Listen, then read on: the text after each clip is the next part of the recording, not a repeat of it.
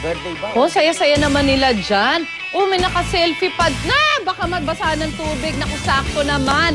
At marami na mag-outing ngayon. Kapag may outing, di pwedeng walang picture-picture. Alam niyo yan. Eh, paano ba magsiselfie sa pool o beach? Ang mga waterproof protector para sa inyong mga camera at cellphone, ibibida ng technology enthusiast na si Jonathan Castilla. Good morning, Jonathan. Hi, good morning. Hi, good morning. Yes. Naku, ito, kailangan natin to kasi alam mo naman, mahal ang mga gadget. Paano ko nabasa?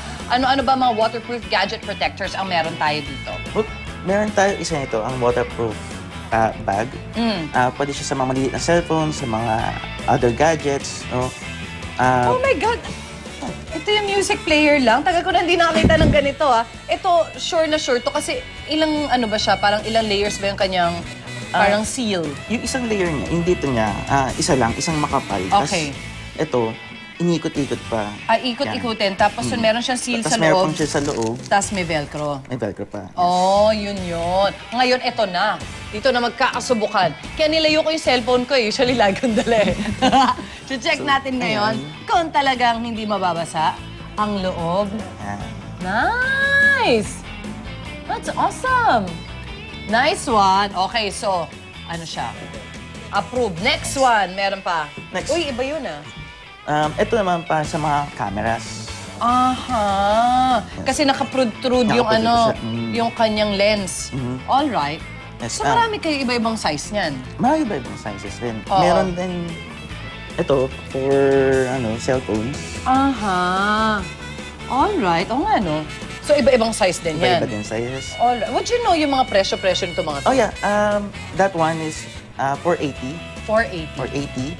480. Mas Itong mahal ba dalawa, to? 750. Oo, kasi mas mas molded siya. Ito yung mga pang iPads and tablets. 580. 580 naman siya. Not bad. I mean, kumbaga, kung matibay naman siya every year or every time ka namang pupunta sa pool, magagamit mo naman siya. Yes. At syempre, mahal yung mga gadgets natin, dapat inaalagaan, no? All right. Meron din tayo reverse vacuum dry case. Which one is that? Yes, ito po yun. All right. Ito medyo may kamahalan to. Oo. Ang taray nga nung reverse vacuum dry. Ano yung ibig sabihin nun? Well, basically siya, airtight seal siya. So, pagka seal sarado na, meron siyang pump. Okay. So, squeeze lang tapos isaksak. Hihigupin yung hangin. Tapos mag-ano siya. Yeah, tama, vacuum sealed, no? Vacuum sealed. Ganun siya. Iimpis ngayon yung plastic.